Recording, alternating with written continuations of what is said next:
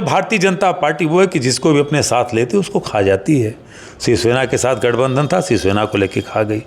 आज जेडीयू को देख लीजिए, नीतीश कुमार कोई ऐसा नेता होगा कि जो मुख्यमंत्री बनने के बाद कहेगा मैं राज्यसभा जाना चाहता हूँ। जिन लोगों ने संविधान की प्रतियां जलाई, जो लोग बाबा साहब अम्बेडकर के पुतले, पंडित जवाहरलाल नेहरू के पुतले फूके, जो लोगों ने हिंदू कोड बिल का विरोध किया, जिन लोगों ने भगवा की राजनीति की, जो लोग आज भी कहते हैं कि मनुवाद सर्वश्रेष्ठ पुस्तक है, उससे विचारधारा की लड़ाई आप लड़ रहे हैं। देश को बचाने की लड़ाई कांग्रेस पार्टी, राहुल गांधी, मल्लिकार्जुन खड़गे साहब लड़ रहे हैं, प्रियंका गांधी लड़ रही हैं। इसलिए आज इनके नारे नकली हैं। जब ये कहते हैं सनातन को लेकर के हम लड़ रहे हैं भारतीय जनता पार्टी के लोग, तो मैं ये कहना चाहता हूं कि सनातन जब भारतीय जनता पार्टी आरएसएस का जन्म नहीं हुआ था, उसके पहले भी था, आगे भी रहेगा। सनातन के ये ठेकेदार नहीं हैं। आप देख रहे हैं काशी उजाला न्यूज। 5 राज्यों का परिणाम आने के बाद ममता बनर्जी पश्चिम बंगाल का क्या हश्र हो रहा है। जब से चुनाव का रिजल्ट आया है तब से ममता बनर्जी, उनके जो कार्यकर्ता हैं एकदम उग्र हो गए हैं। जहां देखा जा रहा है कुर्सियां तोड़ी जा रही हैं, दफ्तर फूका जा रहा है, सड़कों पे बैनर फाड़ा जा रहा है। इसी बात को लेकर के आज कांग्रेस पार्टी के बड़े कद्दावर नेता और प्रवक्ता संजीव सिंह जी से हम जानेंगे। बहुत बहुत स्वागत है सर। धन्यवाद। देखिए, आपने जो चर्चा छेड़ी है, सबसे पहली बात कि आज एक अजीब चीज़ देख रहा हूँ कि भारत के 5 राज्यों के चुनाव हुए जी सर, लेकिन एक जो सरकारी या दरबारी मीडिया है वो पूरी तरह से बंगाल बंगाल बंगाल, और 5 राज्यों के परिणाम सब जगह आ गए जी। एंटी इनकम्बेंसी की चक्कर जो है केरला में भी था। 10 साल की सरकार थी वहाँ पे सीपीएम की, और उसके बाद उसको हटाने का काम वहाँ की जनता ने किया और जाकर के यूडीएफ के नेतृत्व में कांग्रेस की सरकार बन रही है। 2 परंपरागत तमिलनाडु में थे, डीएमके आईडीएमके, उन दोनों दलों को हटा करके टीवी के जैसा विजय थालापति जैसा एक नया नायक निकला, उसकी चर्चा नहीं है। आसाम में पूरी तौर पे जो गलत तरीके से जो वहाँ पे परसिमन किया गया, 2 राज्य ऐसे हैं भारत के, जो आसाम और जम्मू कश्मीर में किया गया, केवल Bharatiya Janata party live long वहाँ बनी रहे, इसको लेकर किया गया। और संगठनिक कुछ कमजोरियाँ कांग्रेस की थी वहाँ पे, लेकिन परिणाम अगर केरला में आए, परिणाम अगर तमिलनाडु में आए, वहाँ क्यों तोड़फोड़ नहीं हो रही है? वहाँ तो लोग मिठाइयाँ बांट रहे हैं, जीतने वाला भी दल खुशी खुशी कर रहा है, हारने वाला भी दल मना रहा है। लेकिन ये बताइए बंगाल में क्यों ऐसा हो रहा है? इसलिए हो रहा है कि जिस चीज़ को हमने आगाह किया था कि आरएसएस और भारतीय जनता पार्टी का जन्म ही हिंसा नफरत से हुआ, और जिस तरह से बंगाल में भारतीय जनता पार्टी का प्रवेश हुआ, उसके लिए भी जिम्मेदार ममता बनर्जी हैं। राहुल गांधी जी भी तो चेता चुके थे, पहले भी आगाज कर चुके थे। बिल्कुल। तब उस समय क्यों नहीं याद आई? राहुल गांधी जी के पहले भी ममता बनर्जी जी की थोड़ी तृणमूल कांग्रेस का इतिहास आप जानिए। कांग्रेस ने उनको बहुत सम्मान दिया था। चूँकि आपने छेड़ा है तो उसको चर्चा करना जरूरी है आपके दर्शकों के सामने। जब 1996 में कांग्रेस पार्टी को छोड़ करके ममता बनर्जी ने कांग्रेस को लगभग आधे से ज़्यादा लोगों को, बंगाल के लोगों को तोड़ करके तृणमूल कांग्रेस बनाया, तो ममता बनर्जी अटल बिहारी वाजपेयी जी के सरकार में मिनिस्टर बनी थी। अटल बिहारी वाजपेयी जी के सरकार में मंत्री बनते हुए तब आरएसएस के लोग कसीदे गढ़ रहे थे। आरएसएस के और भारतीय जनता पार्टी के बड़े बड़े नेताओं ने ममता बनर्जी जी को बंगाल की शेरनी माँ दुर्गा की उपाधि दी। पंचजन पत्रिका जो आती है आरएसएस की, उसमें माँ दुर्गा के नाम पे ममता बनर्जी का उल्लेख किया। अच्छा। तो जब ममता बनर्जी के कार्यकाल में ही आरएसएस ने जन्म लिया वहाँ पे, तब तो बढ़िया लग रहा था। और आते आते आते वही RSS oblique Bharatiya Janata party जो 2011 में 0 सीट लेकर के आती है, 2016 में 3 सीट पाती है, 2021 में 77 सीट पाती है, और जब यहाँ पे आई है तो यहाँ पे उसने पूरे साम दंड भेद सब अपनाए। और ये वो भारतीय जनता पार्टी है जिसने कभी सम्मान संविधान का नहीं किया, डेमोक्रेटिक इंस्टीट्यूशन लोकतांत्रिक संस्थाओं का नहीं किया, जिसका प्रमाण है बंगाल में। और दूसरी तरफ वहाँ पे तृणमूल कांग्रेस की जो नेता ममता बनर्जी जी हैं, उनके भी शासन में चाहे मेडिकल कॉलेज की छात्रा के साथ रेप हुआ, चाहे संदेश खाली की घटना हुई, चाहे कटमनी की व्यवस्था चल रही थी, चाहे खनन माफिया हावी था, पूरी तरह से जो गुंडागर्दी चल रही थी, पिछले जो वहाँ के पंचायत चुनाव में सीधे सीधे बगैर चुनाव के निर्विरोध लोग जीते, पूरे चुनाव को लूटा गया, वही काम भारतीय जनता पार्टी ने उसको पूरी तरह से अध्ययन करके आए। और कांग्रेस पार्टी के साथ इसलिए कहना चाहता हूँ, जब आपने राहुल गांधी जी का नाम लिया, तो जब इंडिया गठबंधन में ममता बनर्जी जी आई, कई मौकों पे उन्होंने कांग्रेस पार्टी का साथ नहीं दिया। जब गौतम अडानी के भ्रष्टाचार की बात कांग्रेस पार्टी कर रही थी, तब इन्हीं के भतीजे अभिषेक बनर्जी सीधे सदन का बहिष्कार करके निकल गए। अडानी के भ्रष्टाचार पे साथ नहीं दिया। जब जो आज SIR है, जब राहुल गांधी जी वोट चोरी का मुद्दा उठा रहे थे कि वोट चोरी कर्नाटक से लेकर हरियाणा महाराष्ट्र तक कैसे हुई, तब उस मुद्दे पर भी इन्होंने साथ नहीं दिया। अरे आप लोग को, अपने दर्शकों को बताइए कि जब धनखड़ साहब उपराष्ट्रपति बनाए जा रहे थे, तो धनखड़ साहब को उपराष्ट्रपति बनाने के लिए भारतीय जनता पार्टी को, उस उम्मीदवार को इनडायरेक्टली इन्होंने उनका साथ दिया था। तो जब आप भारतीय जनता पार्टी से खोल करके चल रहे थे, और जब भारतीय जनता पार्टी वो है कि जिसको भी अपने साथ लेते उसको खा जाती है। शिवसेना के साथ गठबंधन था, शिवसेना को लेके खा गई। आज JDU को देख लीजिए, नीतीश कुमार, कोई ऐसा नेता होगा कि जो मुख्यमंत्री बनने के बाद कहेगा मैं राज्यसभा जाना चाहता हूँ? तो वो भारतीय जनता पार्टी, इसको समझने में ममता बनर्जी ने देर किया, और आज तब उनके मुंह से चीज़ें आई कि मैं अब इंडिया गठबंधन को मजबूत करूंगी, सोनिया गांधी जी और राहुल गांधी जी के साथ उसको मजबूत करूंगी। जब इंडिया गठबंधन को मजबूती की जरूरत थी, जब इंडिया गठबंधन में कांग्रेस ने कोई विरोध नहीं किया, नीतीश कुमार को नेता मान रहे थे, तो ममता बनर्जी जी थी जिन्होंने कहा कि नीतीश कुमार नेता बनेंगे इंडिया गठबंधन के, तो मैं साथ नहीं रहूँगी। आज ये समझना पड़ेगा, और इसलिए मैं कह रहा हूँ कि भारतीय जनता पार्टी के राज्य का जन्म जो बंगाल में हुआ है, वो ममता बनर्जी के कुशासन से हुआ है। और दूसरी तरफ एक चीज़ और कह दे रहा हूँ कि जिस तरह से संवैधानिक नंगा नाच वहाँ पे किया गया कि 90 लाख लोगों के वोट काट दिए गए, 27 लाख लोगों को सुप्रीम कोर्ट ये कह रहा है कि इस बार चुनाव में वोट नहीं दे पाए तो अगली बार देंगे। गजब की बात है। क्या वो 27 लाख लोगों का मताधिकार छीनना ये एक गंभीर विषय नहीं खड़ा करता हमारे न्यायालय के सामने? नहीं, गंभीर विषय तो है। और अगर वो 27 लाख वोट पड़ते, मैं नहीं कह रहा हूं कि ममता बनर्जी की हार बच जाती, तो परिणाम कुछ दूसरे होते। शायद हो सकता भारतीय जनता पार्टी परिणाम तक या बहुमत तक न पहुंचती। तो ऐसी चीजों पे होने पे आज ये सवाल खड़ा है कि पूरी तौर पे जो मणिपुर 3 साल से जल रहा है, वहां 26,000 केंद्रीय पुलिस बल है केवल, और बंगाल का चुनाव लड़ने जा रहे हैं तो वहाँ पे 2,80,000 केंद्रीय पुलिस बल लिया जा रहा है। क्या बंगाल कोई दूसरा देश है क्या, जैसे लग रहा है वहाँ फतेह करने जा रहे हैं? हमारे देश में महंगाई चरम पे जा रही है। एक दिन में 993 रुपये गैस के सिलेंडर का दाम बढ़ जा रहा है। होर्मुज से हमारे जहाज नहीं आ रहे हैं, हमारे जहाज़ों पर हमला हो रहा है। ब्रिक देशों के संगठन से भारत को बाहर कर दिया गया, और उसके बावजूद हमारे देश का प्रधानमंत्री और गृह मंत्री वहाँ पे बंगाल में झंडे गाड़ के बैठा हुआ है, डंडे गाड़ के बैठा हुआ है कि हाँ भारतीय जनता पार्टी का भगवा फहराएंगे। अंतर्राष्ट्रीय स्तर पे हम कहाँ गिरते जा रहे हैं, कोई सोच नहीं। महंगाई चरम सीमा पे जाने वाली है। तो ये पूरी तौर से लेकर के इस बात को दर्शा दिया कि देश की जनता, देश की जो आबो हवा है, शांति और सद्भावना के साथ रहना चाहती है, वो भाड़ में जाए। केवल और केवल भारतीय जनता पार्टी सत्ता बनाए रखना चाहती है। उसके लिए चाहे हिंसा का रास्ता चुनना हो, चाहे संविधान की निर्मम हत्या करनी हो, और चाहे अपने अधिकारियों, जयपाल शर्मा जैसे अधिकारियों को भेज करके पूरी गुंडागर्दी करानी हो, वो काम बंगाल में किया।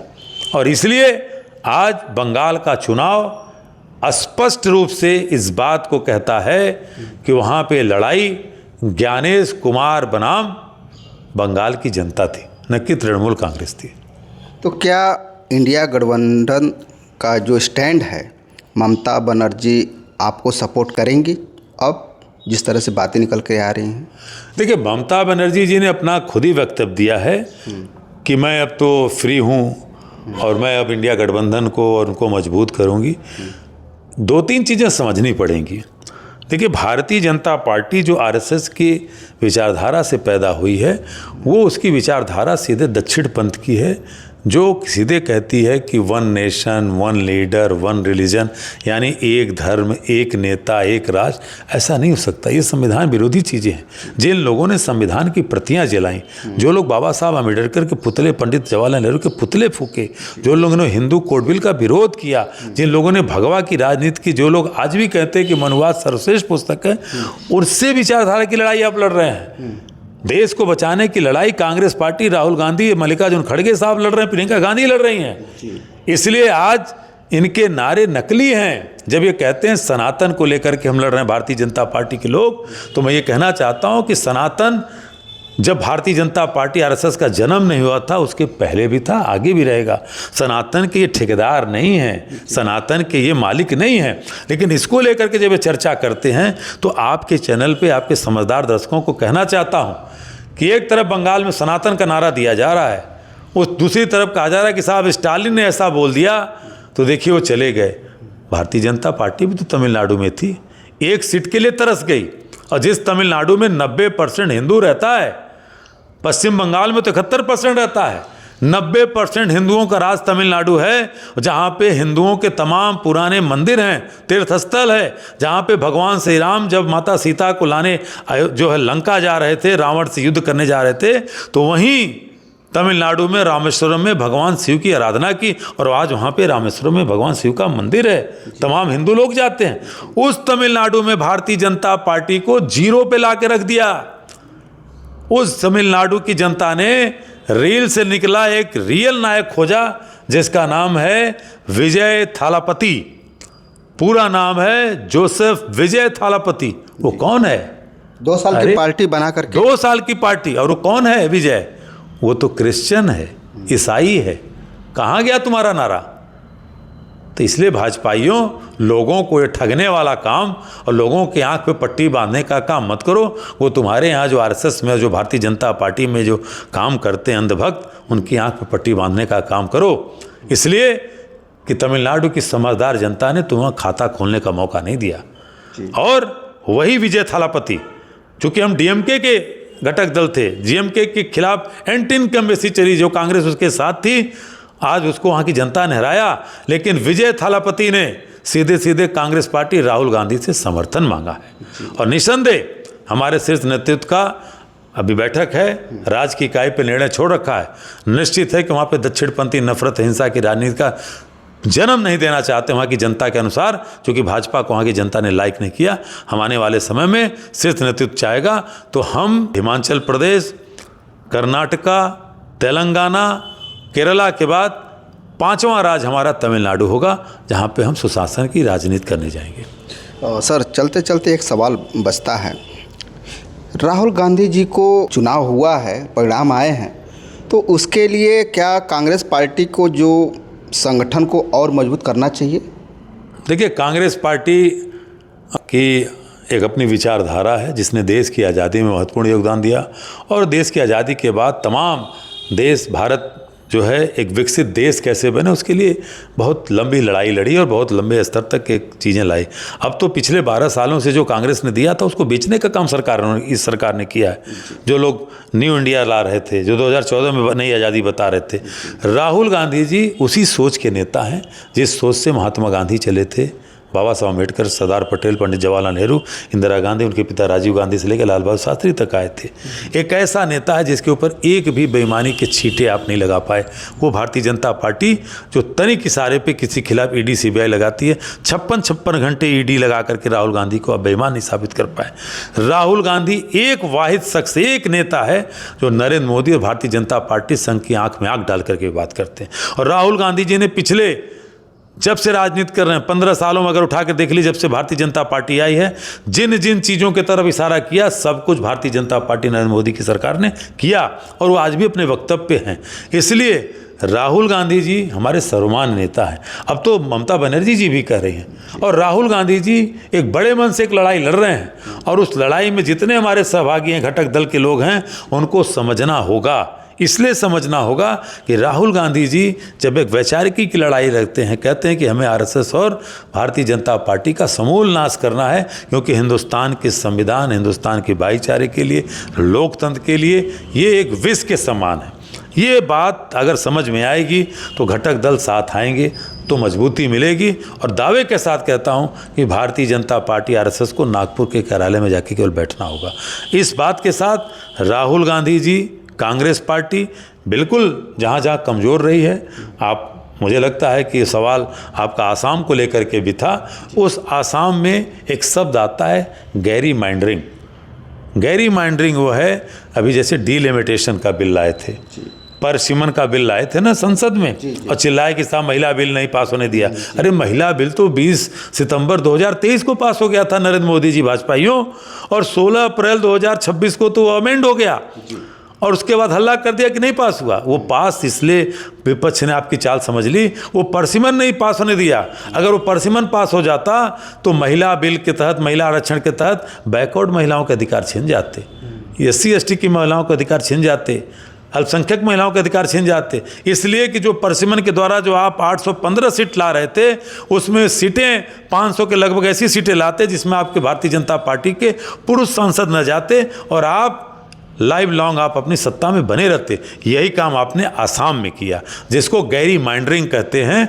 ये अंग्रेजी का शब्द है। एक दल के लिए इस तरह से विषाद बिछा दो, इस तरह से क्षेत्रों का बंटवारा कर दो कि जब भी चुनाव हो तो क्षेत्र इनका इस तरह बना रहे कि बहुमत का संख्या हमेशा पार करे। यही उन्होंने आसाम में कराया कि जो गलत परसिमन था कि लोकसभा में कहीं 8 लाख मतदाता हैं तो कहीं 14 लाख मतदाता हैं, विधानसभा में इसी तरह कहीं कुछ हज़ार हैं, कहीं कुछ हज़ार है। इसको लेकर के और कुछ कमियाँ हमारी थी, उसका हम क्षेत्रवार समीक्षा कर रहे हैं। लेकिन ये कहना कि भारतीय जनता पार्टी निर्विवाद रूप से जीती है, बहुत लोकप्रियता के शिखर पे है, तो सवाल यही बनता है कि अगर इतनी लोकप्रियता थी तो नरेंद्र मोदी जी, आपकी सरकार 240 पे क्यों टिक गई? आप 400 पार कर रहे थे ना। इसलिए कि आपको बेईमानी की राजनीति करनी है, वोट चोरी की राजनीति करनी है। आपने चुनाव को चुराया है, बंगाल का चुनाव चुराया आपने, जिस तरह से पहले आपने हरियाणा का चुनाव चुराया, महाराष्ट्र का चुनाव चुराया, अब बिल्कुल चुनाव की चोरी कर रहे हैं। तो इसलिए राहुल गांधी जी, कांग्रेस पार्टी जिस आंदोलन को इंडिया गठबंधन के तहत लेके चल रही है, देश बचाने का आंदोलन चला रही है। और देश बचाने के आंदोलन में उन सारे दलों को जो देश के संविधान में, लोकतंत्र में, प्रजातंत्र में विश्वास करते हैं, उनको इस लड़ाई में भागीदार बनना पड़ेगा। वरना ये वही लोग हैं कि जब देश आज़ादी की लड़ाई लड़ रहा था, भारत छोड़ो आंदोलन राष्ट्रपिता महात्मा गांधी के नेतृत्व में, तो वही श्यामा प्रसाद मुखर्जी जो बंगाल में जाकर के उनका सपना पूरा किया, वही श्यामा प्रसाद मुखर्जी अंग्रेज गवर्नर को लिखे थे कि हमें कोई आज़ादी नहीं चाहिए, हम अंग्रेजों के तहत पराधीन रहना चाहते हैं। ये कांग्रेस के लोग हैं, ये कांग्रेस का भारत छोड़ो आंदोलन, इसको कुचल दीजिए। तो आपकी आज़ादी भी खतरे में आ जाएगी अगर भारतीय जनता पार्टी RSS की विचारधारा का समूल नाश करने के लिए कांग्रेस पार्टी इंडिया गठबंधन के साथ लोग नहीं आएंगे। बहुत बहुत धन्यवाद सर। अभी हमारी बातें हो रही। संजीव सिंह, ये विचार आपको कैसे लगे हमें कमेंट बॉक्स में लिख करके ज़रूर बताइएगा, और इस वीडियो को ज़्यादा से ज़्यादा शेयर कीजिए, सब्सक्राइब कीजिए। फिर मिलते हैं नए वीडियो के साथ, तब तक के लिए नमस्कार।